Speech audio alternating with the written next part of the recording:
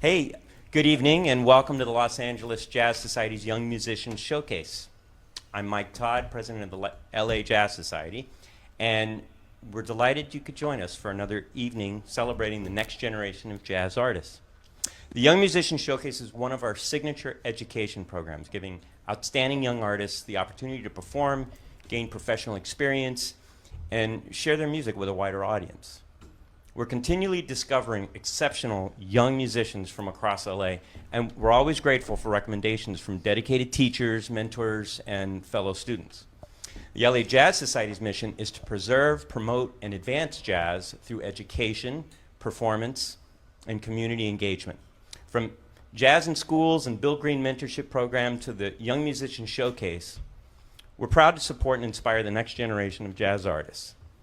I'd also like to extend our sincere thanks to Dennis Draith and everyone at Magic Closet Studios for once again providing this wonderful performance space and supporting the Society's mission. And a shout out to Evita too with the Zoom.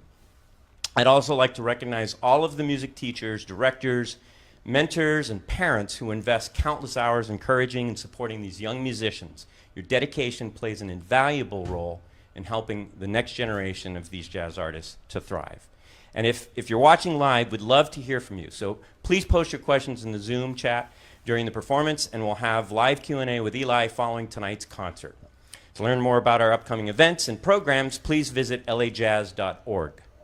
Now, it's my pleasure to introduce to you tonight's featured ensemble, the Eli Boreth Quintet. Eli Boreth is an 18-year-old drummer, percussionist, and vibraphonist who recently graduated from Santa Monica High School, where he performed with the award-winning jazz program under the direction of Tom Whaley, recipient of the 2025 LA Jazz Society Jazz Educator Award. Eli was also selected for the 2026 California All-State Jazz Band and has already performed with artists including Stanley Clarke and John Beasley. Most recently, he appeared at this year's Vibe Summit, further showcasing his versatility as both a drummer and a vibraphonist. His musicianship, curiosity, and passion for jazz make him an exciting young artist to watch. Please enjoy the performance.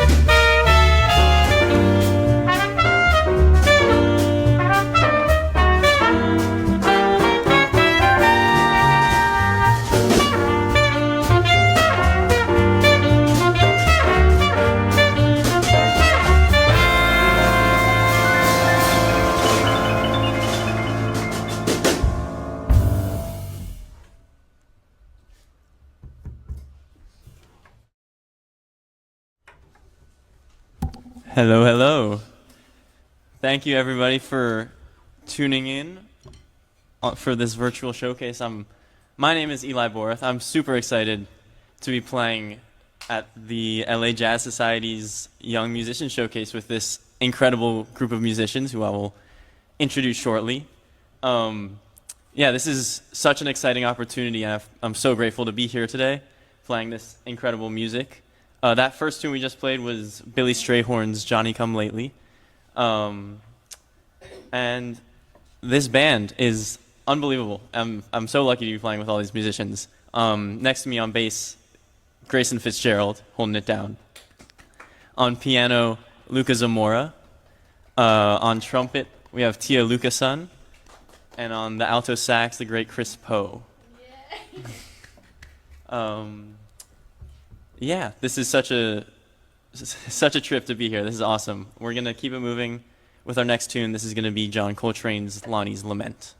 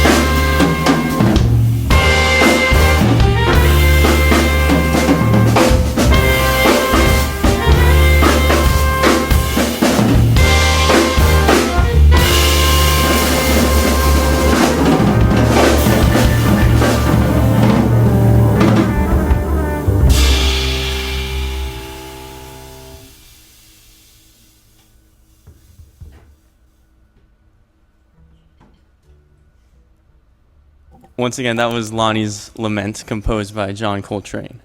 And this next tune we're going to play is going to be Chick Corea's Humpty Dumpty.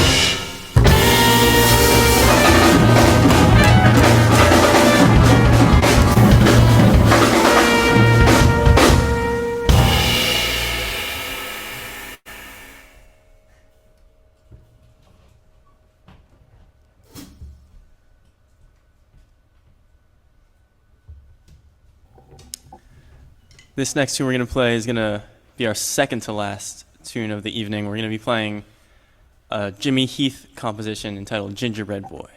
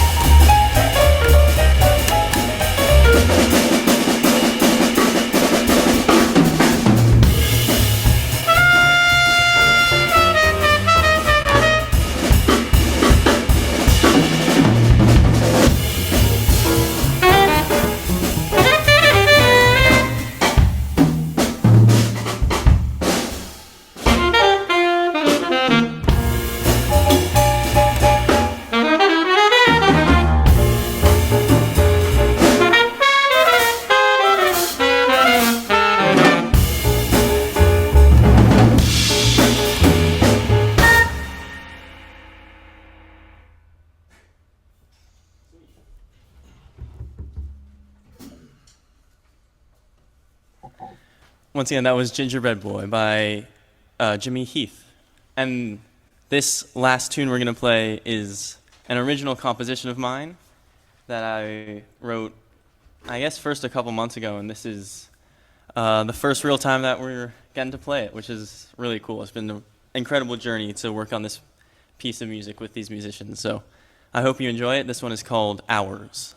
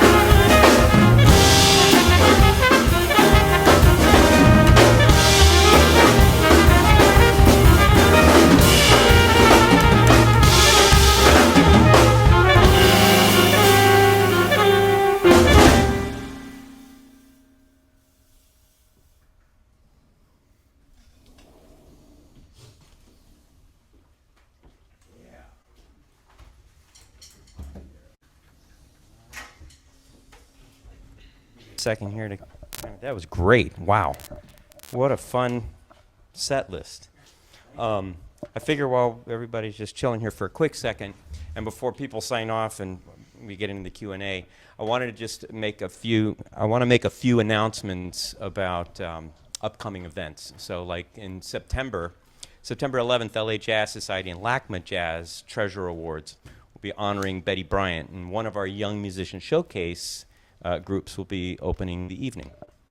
And in October 1st, we've got the Young Musician Showcase featuring USC vocalist Charlie Ritchie. And also, stay tuned for the fall, sometime in October and November, LA Jazz Society Tribute Concert and Awards. We'll have more information on that coming soon. So now, to you guys. Eli, that was fabulous. What a great group. Thank you so much. And before I even get into I want to thank Joel Iwataki, too, for the sound, because that's such an important thing to be doing on the fly and so much going on. Yes, thank you very much. Shout out there. All right, so my first question, Eli, I want to start with, how did this quintet come together, and what drew you to these particular musicians? That's a great question. So, most of these musicians I met in high school. Grayson, we went through all of high school together. We shared 4 years of jazz band together, and we've been building that connection, which is it's been such an honor to have such an incredible musician follow me through these years and to share these 4 years together. It's such an honor and a pleasure, and so I feel like this rhythm section is so special. These the bass and drums is always so special, and to have this connection is amazing. And then with Luca on keys, we also met 4 years ago in high school. He was a little older. He was the percussion mentor, and then So he played another instrument. Yeah, amazing percussionist as Wow. well, classical percussion, all that fun stuff. And then and then through jazz band, he was playing piano as well. So that's how we met. He started playing piano. He didn't start playing piano. I met him playing piano in jazz band. Same with Tia, who I met in the high school jazz band as well when she transferred to Samo High. And it was instantly there was this energy in when we played. It was so incredible. And then Chris, I keep saying I don't know how I got you in this band. I feel like I should be playing in your group. He's such an unbelievable musician, and we first met at a jam session a while ago, and we just kept in touch, see each other when we saw each other, play whenever we could, and then recently I was talking to a friend of mine. I was like, wouldn't it be insane if I asked him to play for this? You should just go ask him. What's the worst that would happen? And then happened to be free. He said yes, and then it was magic. So. And we rehearsed as this official group 3 times, and it just clicked. It just there's the energy is just so perfect with this group. It's amazing. Yeah, sounds like you're having a lot of fun together. Definitely.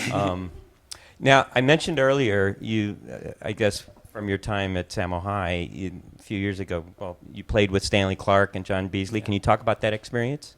Yeah, how did that happen? How did you get these pretty big names to come to your high school, or what? I know Tom was running the program. Yeah, Mr. Whaley was putting it all together, but Stanley was doing a artist in residency at Santa Monica Community College, and our jazz band is connected to there. So part of what he was doing was, giving, I think it was supposed to be 3 master classes a year and 1 performance each year. And then he ended up coming back, and we had 2 performances a year with him, and he would come in for, rhythm sectionals he'd bring in incredible professional musicians to give us, basically one-on-one master classes. It was unreal.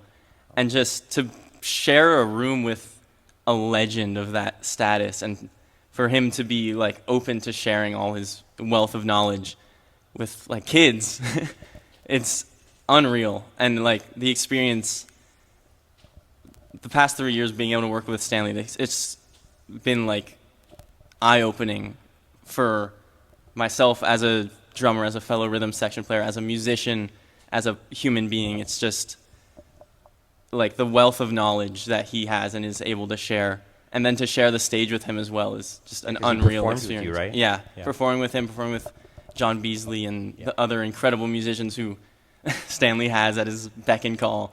It's just there's like it's so I can't find the words to explain how impactful that is as a young musician to have that mentorship from someone of that level. It's just unreal.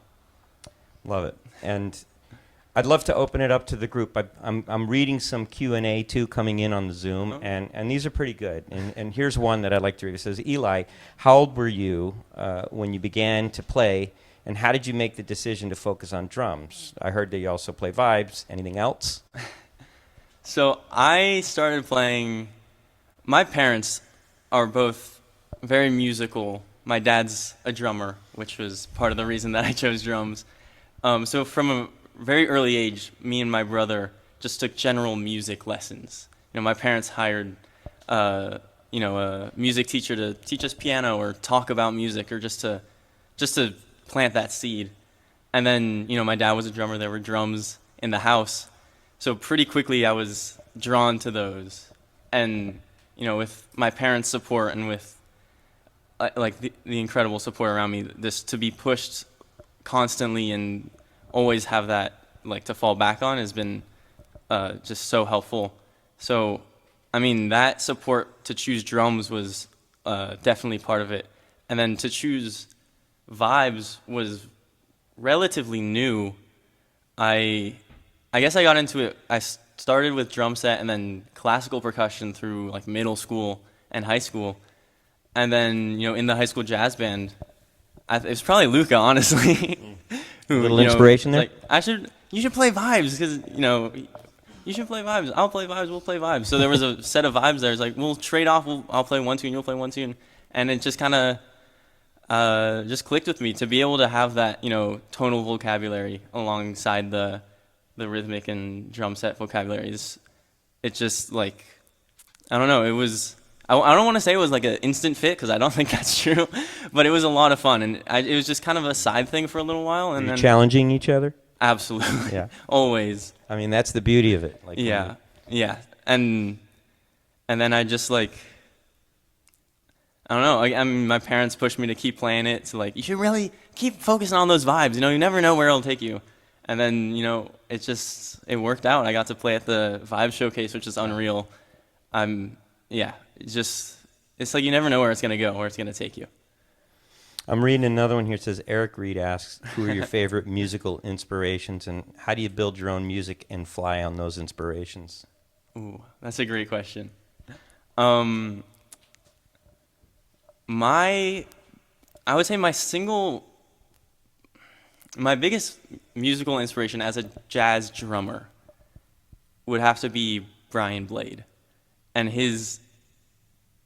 I say as a drummer, as a musician, because he's much more than a drummer. He's a songwriter, obviously, incredible guitar player, singer. He has, if you don't know it, Mama Rosa, his basically a singer-songwriter album that he made. That's just, to hear his voice that you normally hear on the drums through all those different musical contexts is so inspirational. To think of the drums as more than just, atonal percussive instruments, but to think of it as its own musical instrument with its own repertoire and vocabulary. And then taking those ideas of musicality and general musicality applied to the drum set, and then to try and, try to influence my own voice into that, because it's less of trying to replicate his voice rather than trying to share my voice in the same way. Yeah. One more here that I'm liking, and then I want to kind of open it up. Absolutely. When did you start writing your own music? Because you were saying songwriting, so that ties in well. And how did you learn to compose for different instruments? This is a good chat question, by the way. So that piece, Hours, was my first real, full finished composition. And when did you do that? For context. I started it, probably 6 months ago. All right. And it was like, I mean, I don't know. So literally just before you graduated high school. Yeah, right? like second semester senior year, Okay. towards the end of high school, I was just messing around on vibes, and that motif came out. I was like, oh, that's kind of cool. I wonder if I could do something with that. And I just tucked it away for a while, and then I would come back to it, and I was like, no, I don't know. And then when I heard about this opportunity, that was kind of like, it would be really cool to play my own composition at this. So I really like sat down. I was like, I should actually focus on this and maybe make something out of this. And so I started with it on vibes to try and, because that's, I mean, the most familiar tonal instrument for me, to come up with melodies and general. So that was your writing tool for the melodies. Yeah, mainly. Not piano. Well, piano towards the end for harmonies and that sort of thing is much easier to do on piano than on vibes. But yeah, definitely vibes because it's so much more familiar to me. And I feel like it's a lot more free for me to just sort of improvise and come up with ideas that way rather than having to focus on technique on piano. Totally. And then for putting it to different instruments, that was a lot of fun. And I guess it came from, I was doing a lot of transcribing at the time for, groups and ensembles like this. Like, oh, I want to play that tune, but there's no chart. I'll write it down and I'll arrange it. So I got practice that way, and I was able to just kind of apply the same ideas to And hear the feedback. what I'd written. And then to be able to perform it with these guys and get that feedback was invaluable. Yeah. And the beauty, I just would like to add that the beauty of a song is that that's actually something that could work for you in the future. Because when you do a gig, you're getting paid once and it's gone. You know, that's it. But when you write a song and other people perform it, there's a whole other life to that. Yeah, absolutely. And hear how other people breathe life in a song that you created, Yeah. What I'd love to do is open it up to the group. Yeah, absolutely. And ask this question for everyone and pass the mic around. And the first one would be, so who have been your biggest musical influences? And maybe we'll start with you, Eli, and then I'll pass the mic. 'Cause you mentioned one for drum. Yeah, I mentioned- but biggest musical influences. Okay. That's a great question. It's probably more than one, Yeah, it's hard to choose. so it's okay. I mean, I feel like all the greats of this music, you absorb so much just from listening, which is such a beautiful part of this. So to choose, to pick who has the biggest influence is so hard. Just like what comes, what are you drawn to? Like, I would from say, Miles to whoever. Yeah. I think I'm definitely drawn to the playing and composing of guys like Wayne Shorter and Chick Corea and. I'm seeing other musicians nod their heads. Yeah. So you've got some agreement here. Yeah, it's so hard to pick, but I feel like. Yeah, I mean, Joe Henderson is also compositionally and soloistically such a unique voice that I'm drawn to. And I couldn't tell you exactly why. It just kind of clicks for me. But yeah, I'd love to hear you guys answer as well. Chris, since you're closest to me, I'm going to hand you the mic, and I'll let you start it off.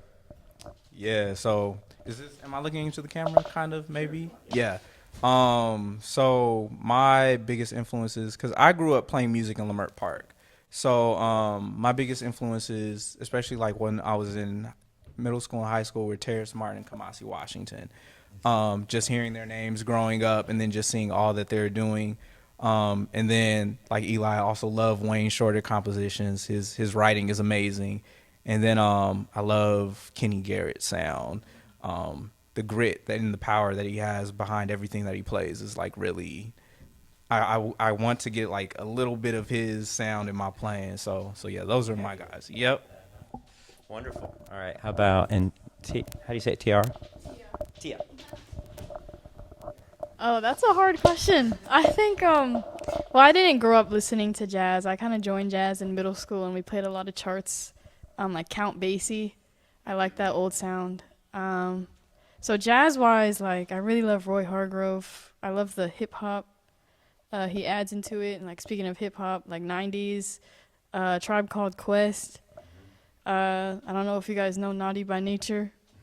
It's so random. It's just not really jazz, influence, but Yeah, like, and then my mom growing up on the radio, like you would hear like Boys to Men, like what new edition, like Mariah Carey, like she had all these CDs. So very like I didn't grow up with like a jazz based, but yeah, I would say those people for sure.